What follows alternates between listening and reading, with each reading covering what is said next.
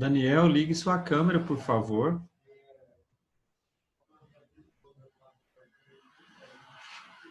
Ô, Reginaldo, minha câmera tá quebrada. Trincou aqui em cima. Ah, tá.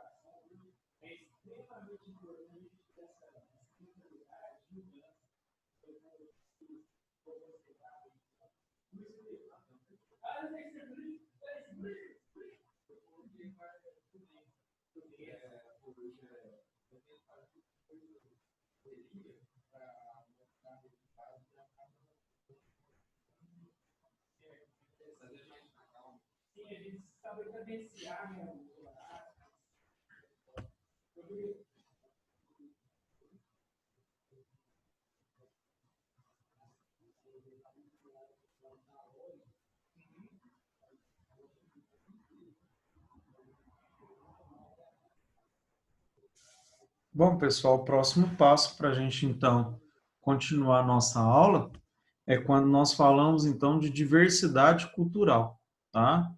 É um ponto importante que ele tem muito a ver com o meio que nós vivemos, né? A nossa cidade, ela vive esse processo de uma diversidade cultural muito grande. Nova Serrana, e anotem essa palavra, é uma cidade quase que cosmopolita, tá? O que seria aí essa ideia de cosmopolita? A gente pensar, por exemplo, São Paulo já é uma cidade cosmopolita, né? Ou seja, tem gente do mundo todo, tem representações do mundo todo dentro da cidade. No caso de Nova Serrana, tá? É uma cidade que nós já temos representação de todos os estados brasileiros.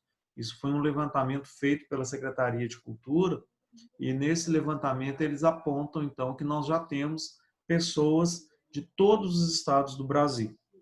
E nós temos um número muito grande já de estrangeiros que moram aqui, né? De pessoas que vieram de outros países. Por exemplo, nós temos um caso de pessoas do Oriente Médio, nós temos do Extremo Oriente, né? O Japão, a Coreia, né? Que nós temos pessoas aqui, nós temos europeus que vieram para cá, e sem contar ainda um grande número de pessoas que são aqui da América mesmo e que estão morando aqui em Nova Serrana.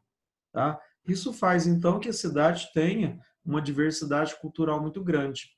É por isso que a gente vai começar a observar, por exemplo, e olha como que é importante isso, né? A gente observar, por exemplo, a quantidade de produtos que nós temos no comércio que atendem a essas necessidades.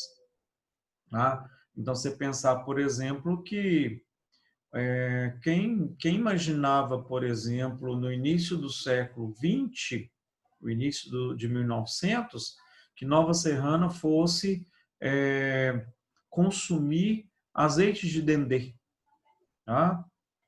Não era uma coisa comum, não é uma coisa comum para o povo mineiro, tá? Mas é comum, né, para o povo mineiro, por exemplo, do norte de Minas, o sul da Bahia, né? E hoje não, hoje se você for no supermercado, você vai encontrar lá para vender azeite de dendê, tá? Então, olha como que as coisas vão mudando, os comércios vão alterando de acordo com o que se altera dentro do processo cultural. Então, você vai encontrar produtos, por exemplo, que não se imaginava. Você vai encontrar pessoas, por exemplo, que você não tinha ideia que estivessem por aqui, né? O Baba, tá? Que é um autor ele fala de uma sociologia dessa cultura, ele fala assim, que quem imaginar, por exemplo, que nós tivéssemos as chamadas culturas híbridas, né? Hoje você vai num restaurante japonês, tá? De comida japonesa, que é feito por brasileiro e que é entregue por um sul-africano. Tá? Quem imaginava, por exemplo, que dentro do próprio restaurante de comida japonesa tivesse tantos processos culturais? Tá? Então, essas diversidades, elas vão marcando e elas vão transformando o processo. Porque, por exemplo, eu não tenho o hábito de tomar certas bebidas e eu passo a beber porque ela veio com uma cultura para cá, né? Imagina, por exemplo, tequila, uísque, chimarrão, tererê, que são bebidas, são coisas que vieram de outras localidades para cá. Não era costume, por exemplo, o povo mineiro tomar açaí, que é uma alimentação típica da região do Pará. Então, tá vendo? Como que isso vai mudando todo esse processo. E nós vamos nos diversificando. Hoje você pode pedir comida das mais diversas, né? Por exemplo, a nossa cidade já tem pessoas que produzem comida árabe, nós temos pessoas que produzem comida japonesa, comida chinesa, tá? Quantas vezes e quantos sanduíches, quantos hambúrgueres são vendidos dentro de uma cidade? Ou seja, é o processo cultural que vai chegando, tá? Que vai multiplicando, que vai mudando toda essa relação. Aí, com o tempo, nós consideramos, então, que essas mudanças, essas situações, tornam-se normais. Tá? Eu não vou estranhar mais a fruta diferente que chegou lá no supermercado, que chegou na feira. Tá? Eu não vou estranhar, por exemplo, a prática de certos temperos que chegaram e que podem ser comercializados. Eu passo a conviver com isso como se fosse algo extremamente normal. Então, essas normalidades que vão acontecendo é porque todo esse processo ele acaba se enraizando, né? Outra coisa interessante, a música, né? Então, você vê, por exemplo, que como é que nós costumamos ouvir certas músicas que não são próprias da nossa região. Tá? Comidas que não são próprias, costumes que não são próprios, tá? Realidades que são diferentes e que tornam-se comuns no nosso meio. Tá? Aí você vê, por exemplo, como é que foi mudando tudo isso. Né? À medida que se vai conhecendo pessoas, vai conhecendo lugares, essa questão, por exemplo, de não existir mais fronteiras, tá? Porque hoje você pode visitar o Museu do Louvre a hora que você quiser, você pode fazer um passeio pelo Vaticano a hora que você quiser. Né? Então, esse momento que não tem mais fronteiras faz com que tudo se aproxime, e essa proximidade faz com que a gente tenha contato com outras culturas, com outros costumes, com outras comidas e com outras danças e músicas. Então, isso com o tempo vai se tornando normal para a gente. Eu posso estranhar certas coisas, por exemplo, certas palavras, mas daqui a pouco elas fazem parte do meu vocabulário, né? Eu me acostumo com todo esse processo, tá? Aí, uma das coisas que é muito interessante, muito séria, é que o processo cultural ele varia numa proporção muito grande nos centros industrializados.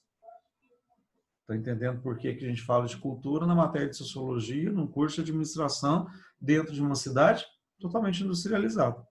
Ou seja, a contratação de funcionários, os costumes de funcionários, os hábitos, aquilo que comem, tá? Faz sim parte de um processo dessa cidade, desse meio em que nós vivemos. Né?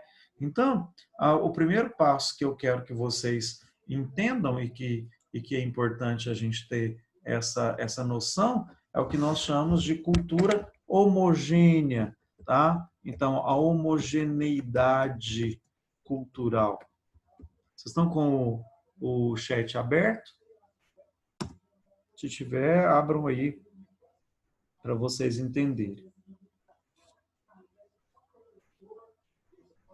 Então, acaba que quando eu falo dessa homogeneidade cultural, acaba que a cultura, eu me acostumo tanto com aquilo ali, que tem hora que eu vou pensar que aquilo faz parte da minha cultura mesmo. Tá? Tem momento, por exemplo, que eu vou achar que é normal isso. Por quê? Eu tomo tanta venda, vou dar o exemplo do açaí, é tanta venda de açaí que esse fruto deve ser daqui mesmo. Está percebendo? Então, assim, a gente não tem noção, por exemplo, e é bem provável que Minas tenha plantações de açaí, tá? Mas não é uma fruta típica dessa nossa região.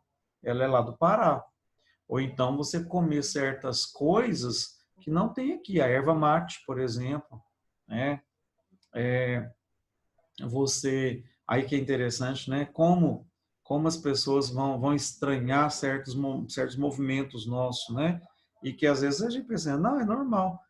Dá-se a impressão, por exemplo, que todo mundo come queijo.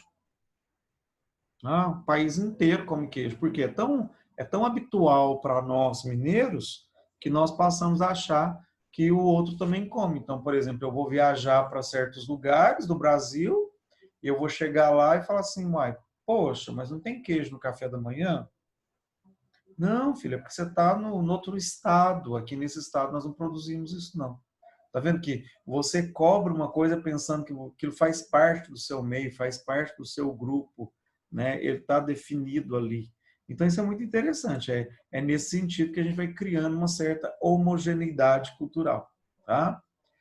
Outro ponto interessante é que os centros industrializados eles são multiculturais, tá? Existe uma variedade de cultura muito grande. Existem grupos que vão chegando e vai trazendo, né? O que eu falei agora mesmo, as culturas híbridas. As culturas híbridas elas vão criando isso. Então, por exemplo, eu vou num restaurante de comida japonesa e eu não estranho mais, é normal. Por quê? Porque ela passou a vivenciar isso. Da mesma forma, entrou na homogeneidade. Mas, ao mesmo tempo, nós temos uma variação cultural muito grande. Exemplo simples, né? Eu posso comer quase todas as noites uma acarajé, que pode estar na Praça do Romeu Duarte ou na Praça do Planalto. Tá? Todas as duas praças têm pessoas vendendo acarajé. Coisa que eu imaginava, por exemplo, ia imaginar, por exemplo, em épocas anteriores, que isso só tinha na Bahia. Tá? Hoje não, é comum. Você vai na peixaria, tem camarão, tem uma série de frutos do mar que não era hábito nosso, principalmente porque nós vivemos numa região que não tem mar.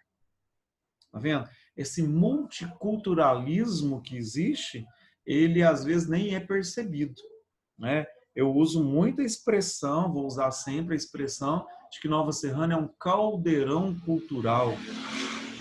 Isso é uma expressão de Darcy Ribeiro quando ele fala da cultura brasileira. A cultura brasileira é um caldeirão cultural.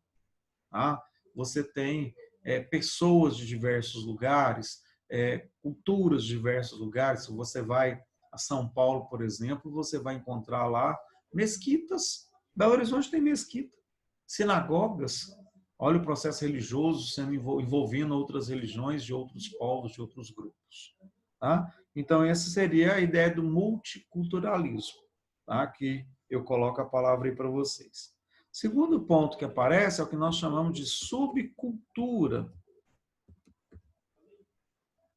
Cuidado com essa palavra, hein? A primeira impressão que nós temos de subcultura é que seria uma cultura de um nível mais baixo, tá? E quando eu falo de subcultura, porque é uma cultura multifacetada, é uma cultura dividida. Então, por exemplo, você tem a cultura indígena, é uma cultura, certo? Mas dentro da cultura indígena você tem os tupis, os guaranis, os sateremauê, os yanomamis, os caceteiros e outros povos, os povos do Xingu. Então você tem subculturas, subdivisões do processo cultural. Tá? Por isso que não existe uma cultura única. Na aula anterior eu falei para vocês que não existe cultura, existem culturas. Tá? Existe uma junção, existe um processo de várias culturas que formam uma que nós pensávamos que era uma só, mas ela é dividida.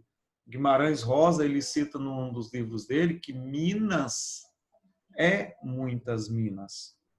Então, Minas Gerais, por exemplo, tem sotaque diferente. Tá vendo? A cultura mineira não é única, ela não é homogênea, ela não está de um patamar só. Você tem, por exemplo, costumes do Vale de Jequitinhonha, do norte de Minas, do Triângulo Mineiro, do sul de Minas, do centro-oeste. Tá? Então, você vai tendo um processo cultural. Você vai subdividindo a cultura mineira, né? E é tão interessante que você tem até sotaques diferentes dentro do mesmo lugar. Então, você imaginar, por exemplo, que o sotaque do sul de Minas é muito diferente do que o sotaque do norte de Minas, que é mais é mais carregado para o nordestino, enquanto que o sul de Minas é carregado mais para o paulista, né? Há uma diferença de falar o ai e o e, tá vendo? Então você vai percebendo esse processo. Você vai Juiz de Fora, por exemplo, né? O pessoal tem mania de falar um chiado como carioca. Por quê? Porque está muito próximo. Não é porque ela acha que ele é mais bonito, que ele é melhor, que ele é mais importante, não. É por causa das influências que tem no dia a dia. Entendido? Bom, outra coisa que nós temos aí para trabalhar, tá? Que é importante,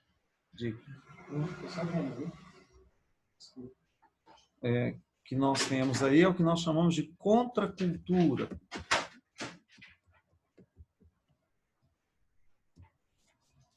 Tá? O que seria contracultura?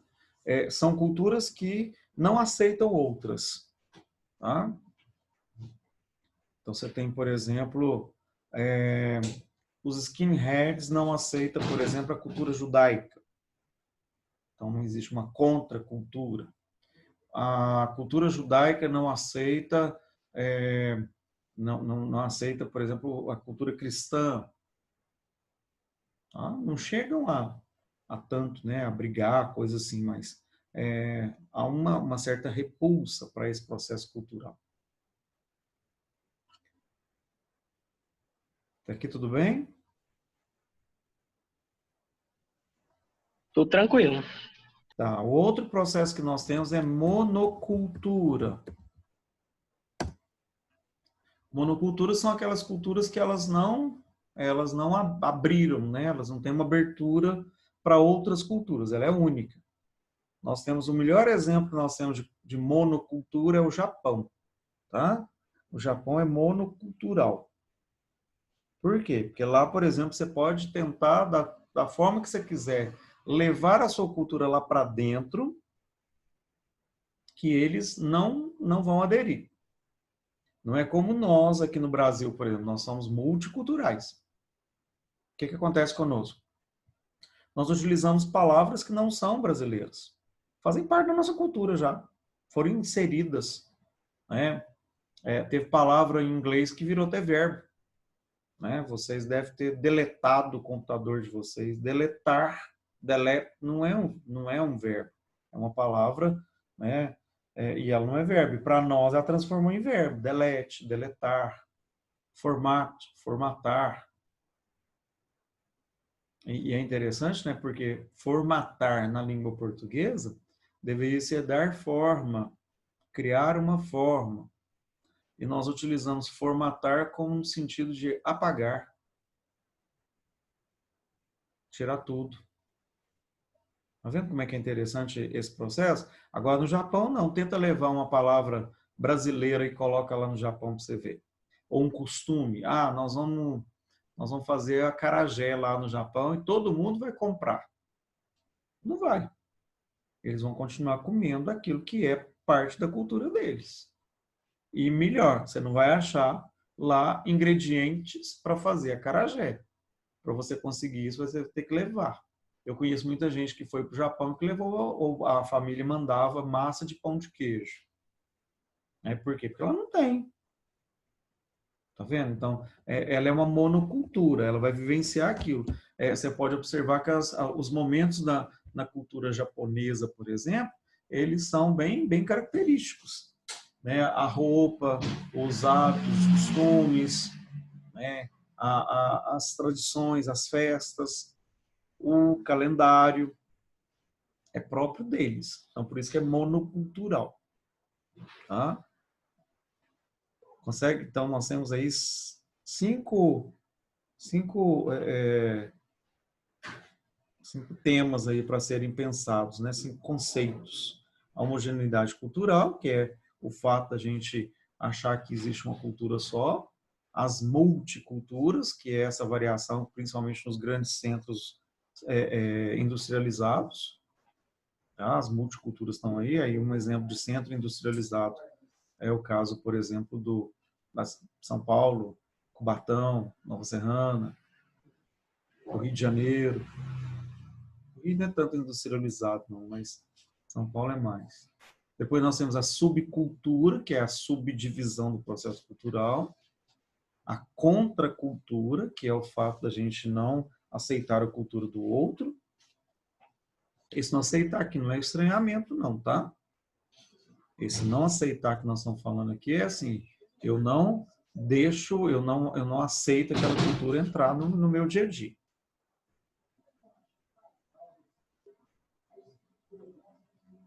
E depois nós temos a monocultura, que é aquela cultura única. Outro exemplo de quase monocultura é a França. Tá? O vocabulário francês não aceita nenhuma palavra estrangeira. Tá? Tem pessoas que estranham, por exemplo, quando a gente vai escrever trabalhos científicos, tá? A gente costuma, por exemplo, toda palavra estrangeira colocar em itálico. Aí tem certas palavras que você tem a tradução delas, aí você usa a palavra portuguesa. Então, por exemplo, quando você vai escrever no seu trabalho site, aí você pode colocar sítio. Sítio. Não está errado. E tem gente que estranha isso. Na França, então, você não consegue, por exemplo, colocar certas palavras estrangeiras dentro da língua deles. Eles não aceitam. Tanto é que eles te atendem melhor e vivem melhor contigo se você fala francês. Tá?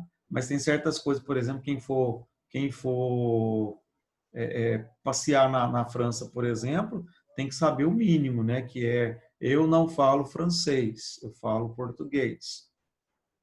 Tá? Cumprimentar, bonjour, tal, e falar que você não fala. Senão você não é muito bem aceito, porque eles vivem esse processo de quase uma monocultura.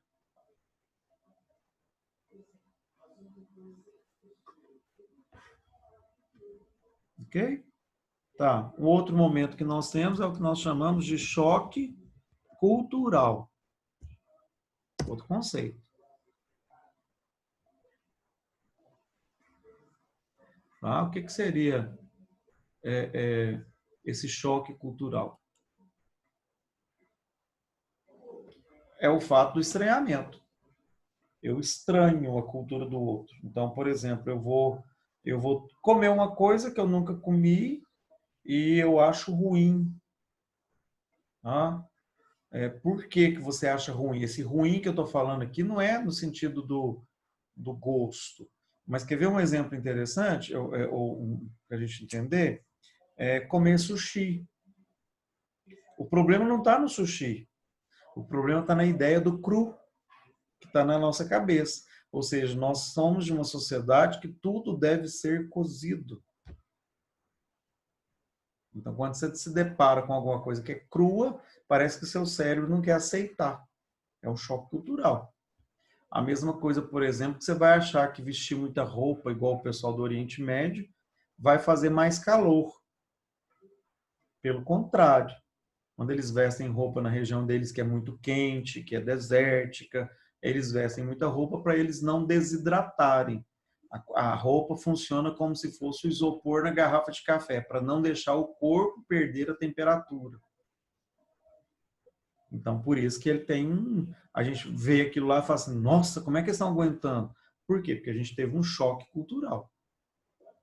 Tá? Aí você imagina, por exemplo, você está em certos lugares que você não tem outra coisa para comer a não ser a comida deles. Quer ver? Eu lembrei de um outro exemplo interessante de um choque cultural. Sabe aquela canjica doce que a gente costuma comer nas festas juninas? Imagina, por exemplo, na região do Peru, do México, que se come uma comida chamada choclo. Choclo é o milho de canjica feito de forma salgada, com bastante tempero, pimentão, tomate e carne. Aí você fala assim, mas milho de canjica tem que ser doce. Olha o choque cultural. Na sua cabeça parece que não cabe isso.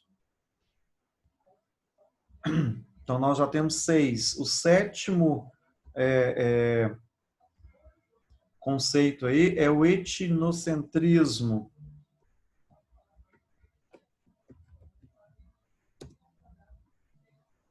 Etnocentrismo. O que é etnocentrismo? É toda vez que eu julgar a cultura do outro melhor ou pior do que a minha. O etnocentrismo pode ser quando eu desvalorizo a minha cultura ou quando eu supervalorizo a minha cultura. Eu estou sendo etnocêntrico. Então, quando eu falo assim, a cultura do índio não presta, eu estou sendo etnocêntrico. Tá, quem que presta? A sua cultura só que presta. Mas eu posso supervalorizar também. A cultura boa é a cultura dos Estados Unidos. A Europa é outro mundo. O meu país não presta, não. Tá, isso é o etnocentrismo também. Eu supervalorizo a cultura do outro e desmereço a minha. Isso aconteceu na Semana de Arte de 1922, aconteceu isso no Brasil. Né? Todo mundo valorizava a cultura norte-americana, tá? E desvalorizava a cultura daqui. Chegaram ao ponto, e por isso que tem novelas que fazem essa crítica, né, de famílias que misturam o inglês com o português, fala frases em inglês no meio do português, achando que está fazendo uma vantagem muito grande, e é uma forma de criticar justamente esse etnocentrismo. Né? Essa coisa de falar que a Europa é que é boa, porque lá tem uma moeda muito melhor, lá é bom para se viver, lá e tal. O Brasil não presta. Tá? É etnocentrismo. Tá? A gente escuta muito isso aí, não tem uma relação muito grande, mas a gente escuta muito isso. A minha terra que era boa, Nova Serrana não presta. É etnocêntrico isso. Além de supervalorizar a cultura de lá, desvalorizar a cultura daqui, tá? Você faz as duas coisas, é um processo etnocêntrico.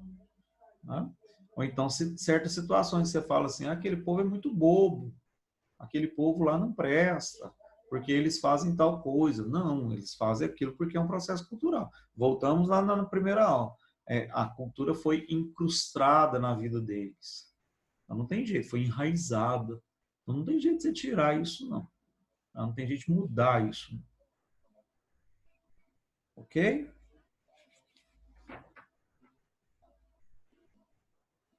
Aí tem um outro termo interessante que nós chamamos de relativismo cultural.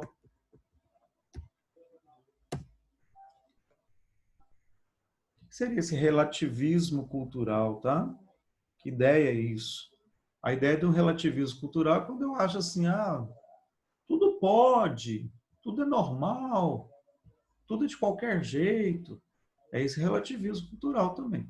Eu não valorizo, eu sou indiferente à cultura do outro. Tá? Essa que é a ideia, então, de um relativismo cultural. Tudo bem? Tranquilos? Alguma pergunta? Não adiantou falar, pedi tanto para vocês ligarem as câmeras, vocês não ligaram. E por aí vamos caminhando. Ok, então?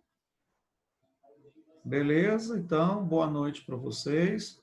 As aulas ficarão disponíveis no YouTube, foram gravadas, e a gente sobe elas para o YouTube, que vocês ainda poderão revê-las. Sobre o material, eu cheguei até na página 42 do livro, que eu disponibilizei para vocês hoje à tarde. Então, por favor, leiam para que a gente possa utilizar esse material na próxima aula. Obrigado, boa noite para vocês. Boa noite. Boa noite.